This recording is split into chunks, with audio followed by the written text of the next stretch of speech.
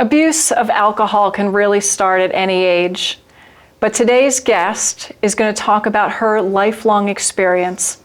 Vanessa Johnson has experienced drug abuse, alcohol abuse, but she's here today to tell us about it, how to deal with it, and how to be happy every day.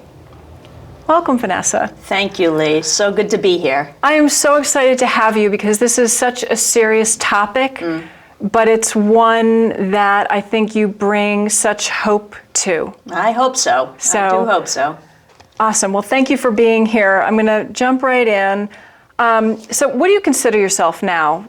Are you a recovering alcoholic? Recovering is probably the best word I would use. Recovering, because every day I get up, it's present tense. Every day I get up, I make a decision.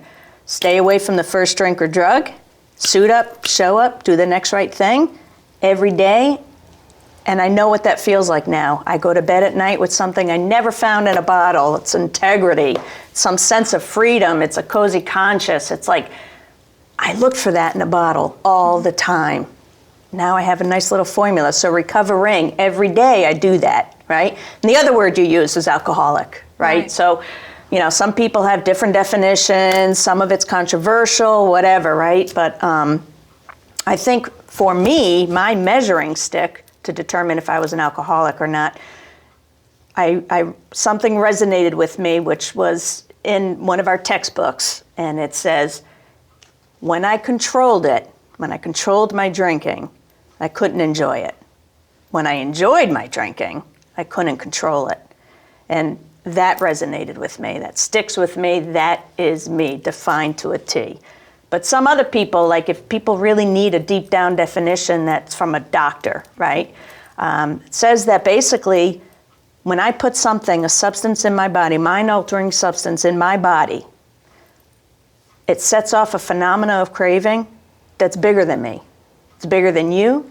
It's bigger than my desire to not do that anymore. It's bigger than my will to live. It's bigger than my relationships. It's just bigger.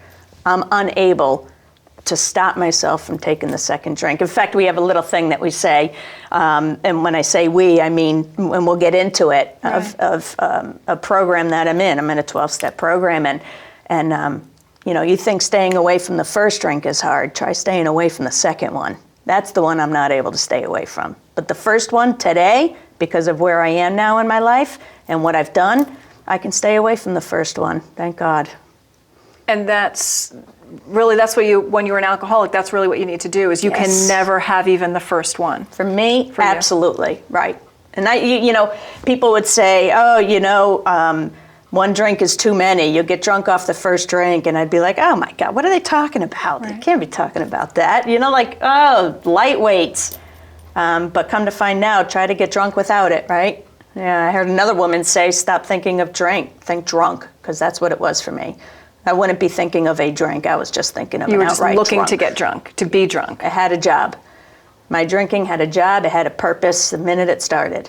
Wow. So when did you have your first drink?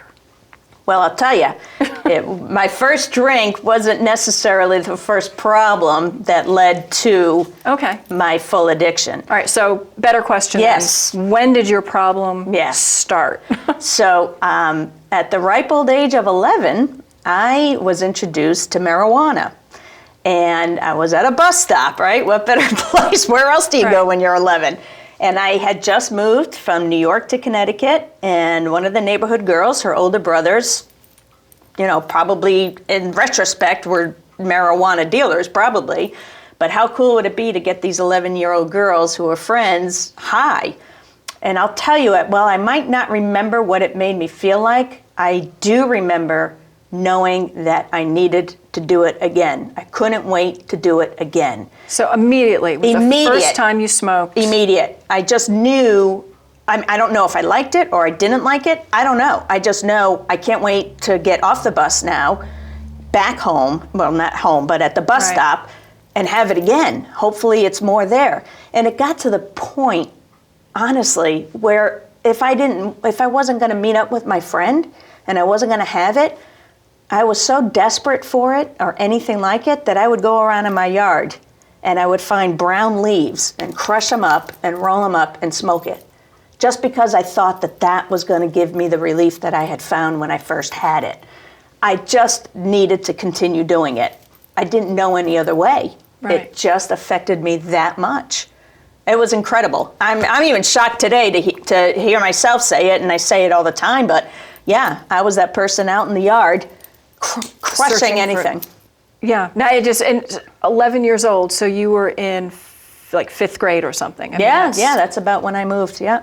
Okay. Yeah, I know. I'm dumbfounded. I'm going, know. oh my God. All right. So you started with marijuana, and then that didn't last too long. Okay, so like, how did it progress? What happened? Where'd you go from there? So it didn't really have to get any worse for me, because it was immediate desperation, right? I just needed more, and so weirdly, and thankfully, my brain wasn't fully developed yet to know the differences between right and wrong. But my sister introduced me to soccer, so I got a soccer ball, and then my focus became on that. So I wasn't necessarily smoking marijuana anymore. In fact, I don't think I was anymore at all. Now I was smoking cigarettes, but I was playing soccer, and everything was soccer. So, but in the back of my head, I knew something was still missing, right? And so it leads me to my first real drink. Okay. Right. I got invited by a college guy. He was on a college baseball team. I was 16. He brought me to, and this probably isn't my first drink, but it certainly was my first. Your first memorable drink. Yes. Yeah. And he brought me to a college bar. It looked like a cafeteria, and we sat down. We were with all the college friends. I'm 16, right? He got me in. There's pitchers of beer, and I remember putting the beer to my lips and drinking it. And my first thought isn't, oh, this tastes great, or this feels so good going down. No, my first thought was, holy smokes, there's not going to be enough of this stuff. It's going to end. Like, almost like a panic already set in, like, is this going to end? This can never end. And so it's like that desperate, now I found, this is what I've been looking for, here it is. And I don't know why, but that's what it did for me. And it never got prettier after that. I drank to excess. I didn't want to stop. I was afraid to stop. I didn't want it to end.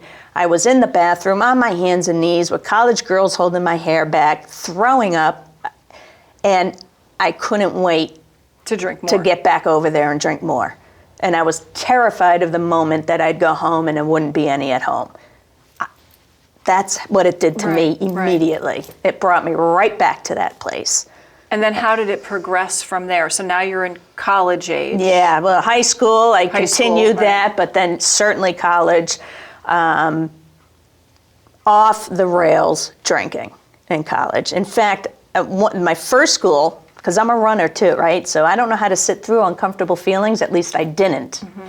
I didn't know how to sit through uncomfortable moments. And which, also had provided my alcoholism just a wonderful opportunity to jump in. And so when I got uncomfortable someplace, I would move, right? Get that geographical cure, go somewhere else. Nobody knows me over here. So my first school was in Pennsylvania. Did a lot of, college drinking there on the campus, et cetera. My second school, when I was leaving Pennsylvania, I said, I'm going to be very intelligent about how I pick my next school. There was one state left that had the drinking age of 18 still in the country, and it was Vermont. So you chose your school by where you could drink and not have to. Yes. Wow. So I went to Vermont, and I went to school there, and sure enough, nothing could interfere with my drinking at that point. And again, so at what point did it? I mean, I guess it is taking over at this point. At what point were you no longer functional? Like, when did you start to crash? Because I know at one point you said you've been arrested, right?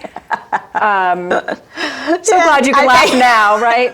Totally laugh. And anybody out there that might be watching this that has had similar experiences, hopefully can laugh a little bit as well. Because you can look back and laugh, right? Yes. Yes. So when was it out of control? I mean, it was already out of control, but when was it taking over your life that you were no longer functional? You were no longer in school or weren't able to hold a job?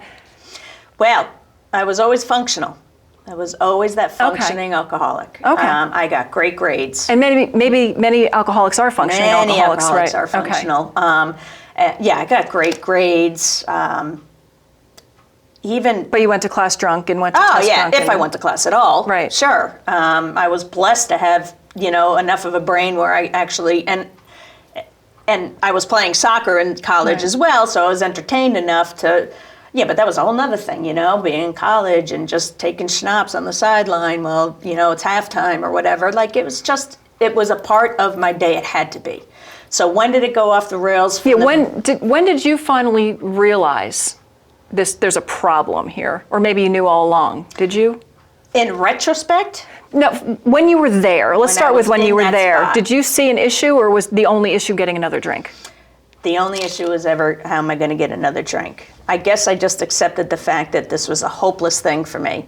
And I truly had always felt that way. I mean, well, the first thing I want to mention is, I woke up every morning wanting to die.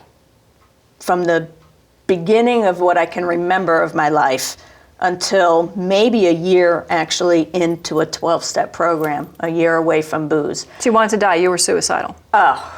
Yes. It was so hard to be me. I can't even believe I'm here today, actually. It's amazing that I'm here today, but even back then, things as a kid, just not really knowing that was what was going on, having insomnia, and not the way that people talk and throw that word around, but I was 13 and I had insomnia, and I would sit in that bedroom. It was so bad that it was just about dinner time and it was starting to get dark out, and I would start shaking and I'd almost want to throw up already, because I knew once again night was coming and I was going to be the only kid or any person up, not able to sleep because I wasn't worth sleep. See, that was my thing. I never felt worthy of any of it. And that no matter what I was going to do and accomplish that day, whether it was going to score a goal or get a write-up in the newspaper or be the best to, get valedictorian, whatever it was. It's not good enough. No, I mean, you guys validated my existence for a long time. I had to be the best at everything. And okay, I did this, so I must be okay to live today. But then the next day was a challenge. I don't want to live today, so what am I going to do so that somebody lets me know that I actually deserve to live another day? All right. And did you try to kill yourself? Have you tried to commit suicide? Yes. It was always, 90% of the time it was on my mind, wanting to do that. And then finally having the opportunity to do it. Anybody that's ever been there knows, and sometimes you see it on TV, that there's a little relief in my story. There was relief when I smashed a beer bottle and put it to my wrists. And then when I smashed that beer bottle and I looked at it and I thought, oh my God, I never have to feel it this way again. Oh my God. I like a weird smile came over me, and I just felt so like, thank God I finally made a decision. I don't have to do this anymore. Because my whole life I felt like there was this black artery of tar in me, that no matter how I tried to do something better and the best, I was always going to have that black tar. So what's the point? I think that's probably a definition of hopeless right there. I was hopeless. I was hopeless. And then how did you finally turn the corner? Was it you? Was it somebody else? What did you do? Yeah, so I got to a point where, there's that precipice. And do I want to live, or do I want to die a horrible alcoholic death, right? And only an alcoholic, right? Maybe other people out there, but really an alcoholic is the one that's like, find a spiritual answer and be happy, joyous, and free, or, die a miserable alcoholic death. Well, I wrestled with that a lot, and I always kept choosing this one. And my last drink, I will tell you about my last drink, which kind of leads right into this. Yeah, so, yes. I mean, there's the question, right? Is that, well, for you, right. The turning point was your last drink versus multiple tries or whatnot. Oh, right? yeah. I could stop 1,000 times. I just couldn't stay stopped. But yes. So my last drink was, to date anyway, was my parents were suspect I was going to kill myself. They just knew it. So they made a phone call to a pastor in Connecticut. And they were living in Maine at the time. And so the pastor happened to call me. And I was already thinking, my parents were right. I was going to do myself in that night. I had all these great plans because I'm so dramatic when I'm under the influence. So, I'm sorry, you were actually planning suicide. You had this is it. I'm done. I'm so done. I threw the towel in. I'm done. Right. If there is a God, then, he or she or what should be so proud that I made it this far. I did it for you. I did it for somebody else. I didn't do it for me because I didn't want to be there. So, she called me, and I was like, perfect timing. And she was like, why? And I said, I'd love to meet you. So she said, oh, that's wonderful. And so I told her to meet me at a bar. That's where I would meet her. So we went, and she went to a bar. She agreed. And I went, and I had a vodka in one hand, and I had a razor in the other, because I was going to do my wrists again. And she told me to choose life. Now, I don't know what exactly she said. If I could bottle that up and sell it, I'd be a bazillionaire. But something happened, and I don't remember probably that evening or the 3 days after. But I know when I did come out of my fog, I hadn't killed myself. I was around family. My family had come, and I hadn't picked up a drink in those 3 days. And this woman told me to choose life, and for whatever reason, I heard that for the first time. Everybody's been telling me that, but it was her telling me that, not because she was a pastor, but because she's had a lot of experience with drunks, and she must have known that that was what I needed to hear. I don't know. But that started my journey. And for the first year, I wasn't happy, Right. I lived a formula. Did you go into a rehab? So just tell me I've only seen it on TV, right? What is it like to take that first step and check in and go, surrender, it's called. Okay, surrender. That's surrender. Right. Well, I can't imagine. Yeah. So you surrender everything, I guess. You're completely under another control. What is that like? Surrender. Again, in retrospect, flippin' amazing to not have that weight of your world and just to let other people take care of you until you're able to take care of yourself. It gave myself full permission to just and flop backwards and just let them tend to me, because that's what I needed, right? And so rehab for me was learning how to make a bed. Rehab for me was learning how to eat, and even that I couldn't get right. I was sent down, and the rehab that I went to was strictly a rehab that was based on a 12-step program. There were no doctors there at the time, so they would put you in a van and ship you off to town to see a doctor, and I must have made that trip a lot because I was trying to regulate my eating, and I could never get it right. I'd eat too much and get sick, or I wasn't eating at all, so that took a long time.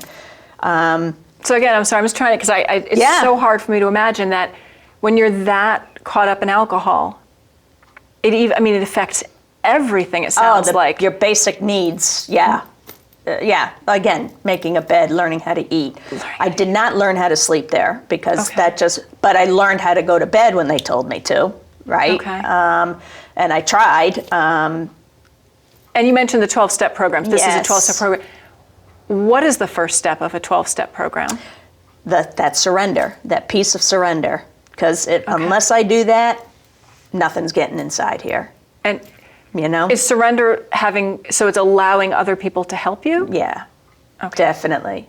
Yes, because anybody that's been in my shoes, anybody that's had, any sort of problem with alcohol knows that no matter how many people try to do it for you, it's just you.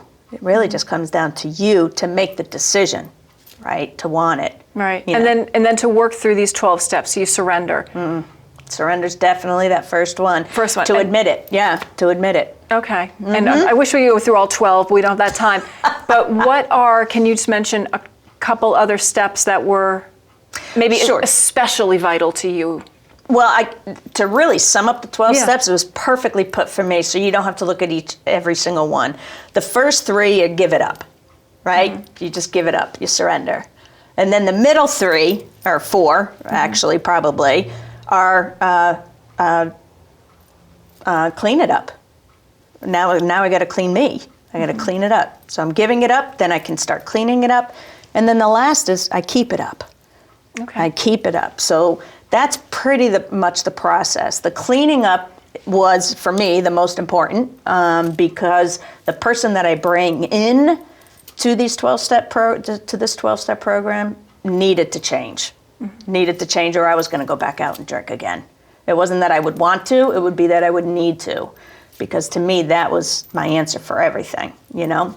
And so my first year, I had to, I had learned to eat, I had to learn to sleep, I had to learn to suit up, and I had to learn to show up, and that was it. Now that's me. You know, some people were able to start this 12-step work and go back to family life, you know, sometimes quicker, sometimes slower. For me, I needed almost a full year to learn how to be human again and be a participant in society. And you said you weren't happy during this time. Were you No. still suicidal? Or No, were you just I might have over been. it? I might have Okay. been. But the difference, Lee, is that now I listen when people told me I was worth it. I finally found my tribe, so to speak. Like, these are people that told me I was worth it. And I was like, I never, you know, maybe I was told that before, but I never believed it before. But I believed that they believed it. And I saw that they did it, you know, and I heard their stories and I was like, oh my God, you know, like I did have a therapist telling me I was an alcoholic way before. I had partners that would tell me, the lawmen would tell me, right? Whatever it is, but, and another great saying or funny quirk that I like to talk about quite a bit is it doesn't matter what introduces you to a 12-step program. It's usually your liver, your lover, your livelihood, or the law. It's one of those four things that just at least gets you into a room. And then at that point, it's just everybody else's job to plant the seed. And your tribe, were your tribe these were other people who've been to the same place? Anybody that's had a problem with alcohol and couldn't understand why they couldn't stop on their own. Did anyone try to drag you back down? Was there anybody who said, because I've heard that, again, on TV, right? It's like drug addicts, they'll go, I'll get you something and that'll make you better. Right. Oh, sure. I mean, and there's a lot of people that'll do that for sure. And they don't know any better, you know, because they're not there either. You know, if I can say one of the things that I learned from the beginning that was just tremendous, and hopefully this helps anybody else, was, you know, I sat in a lot of 12-step meetings, and I would hear a lot of people say things like, oh, it gets better, keep coming, it gets better, and I would hear this. And after a year, I'm like, it ain't getting better. You know, I wasn't feeling much better. Yes, I was sleeping and eating and suiting up and showing up, but when am I going to start to feel better?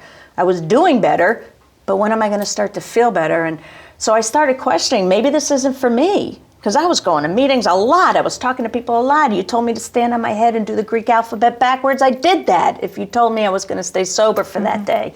And I did all of those things. So I was doing the next right thing. And so I raised my hand once and I said, you know, it's not getting better for me. And so maybe this isn't for me. Maybe this isn't the answer. An old timer slammed his fist on the table. I'll never forget it because it changed my life. And he said, stop telling this girl it gets better. The point of all of this is for her to get better. And that changed. That was a game-changing moment for me. I was waiting for it to get better. The whole point is for me to get better so that it doesn't hurt so bad anymore, right? And so little things I can do to build this, that's how it works for me today, you know? So life, everybody's got life, right? Everybody has deaths and births, and everybody, you know, some people lose jobs, some people have whatever moments there may be that bring people down. That's going to happen, right? How do I want to be when that happens? You know, I try to live a life where I build myself every day. I heal that in part of me that maybe wanted to drink in the past, right? I heal that worthlessness part of me every day so that when these things happen, they're not going to kill me. You know? It's just a bump in the road and you keep going. It's not going to kill me. I could stay in the problem. I could sit and ask why, which to me is just a stalling technique to doing the next right thing. You know, why? Why is this happening to me? Why is this happening? Who cares? what now? What are you going to do about it to feel better about yourself? If you want to feel better. If you don't want to, you can ask why all day long. You know, that's okay too. But I don't want to do that. And just so now you're happy every day. Oh my God. We just need to jump on that. First of all, so we got to wrap this up, believe it or not. Time is running. Where do you work now? Because I found that such a surprise. Yes. And why is it great? And why are you happy every day? All right. So I'm an assistant manager at Walmart, and I love it. I love it. I love the people that I work with. Why? Because I love who I am today, and I try to contribute. And I go in to Walmart, which other people might have an adverse reaction to. I get it. I might have been one of those. I don't think of it as sexy, right? I get it. But I am so okay with it. I am so proud of it. I love going to work every day. Why? Because... Do you make a difference there? I like to think that I do. I'm not looking to make a difference for Walmart. I'm looking to make a difference of my surroundings, where I am. I want to bring this energy, what I've learned, and I want to grow with that with people. I want people to experience that kind of recharge that says we can live in the solution and have an amazing day no matter what the circumstances are, no matter where you are, no matter what customer you have in front of you. All right, so I love that one quote you just said, I like to live in the solution. Is that your secret? What is your secret? How do you wake up happy every day or go to bed? So you don't, right? I mean, I'm not perfect, trust me, I'm human. I just know that human feelings won't kill me anymore, so I can sit through those now. But I have choices throughout the day for sure, just like everybody else, you know? And and I choose to live in the solution because it keeps me heading in the right direction. How simple is that? I just want to head in the right direction. Because if I head in that direction, I'm going to get there, right? If I head in this direction, I'm going to get there too. So which one do I want to head today? You know, which one do I want to feed? I want to feed the one that's going to take me, so I know what the alternative is when I go a different direction. I want to feel what I'm feeling now. Yeah. And what's next for you? I'm having lunch after this. That's about as far as I go in my head. I've got, I just keep living the solution and what I've learned over the years. I don't have any major plans. I wake up in the morning and I say, yes, where do you need me today? I'll be there. I'll do it. Being able to come here and have a platform to I don't want to sound hokey. I just want to sound hopeful and that anybody can do this. If anybody's out there struggling, thinking this is too hard, this is impossible, I got news for you. Yeah, it's going to be uncomfortable and it's going to be inconvenient, but it's not impossible. Come on. It's uncomfortable for sure, but I'm not going to let anybody think that they can't do it just for one day, because they can. And it's one day at a time. That's it. Well, thank you so much for coming. I wish I had another hour that we too. could talk about this. We'll have to have you back again. Wonderful. But it was an absolute pleasure. Thank you, and thank you for helping viewers. I hope that someone watches this and can turn that corner. Me too. Wouldn't that be something? Thanks.